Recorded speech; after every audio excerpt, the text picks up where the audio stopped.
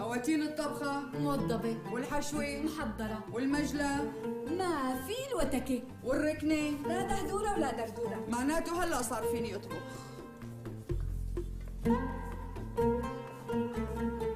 الطبخ نفس، ايه والله نفس.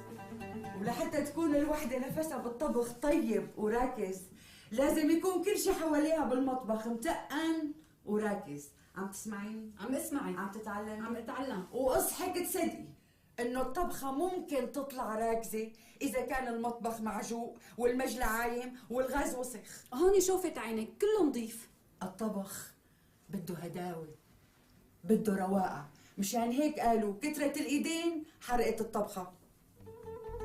فهمت عليكي، اذا عتستي شي ناديلي.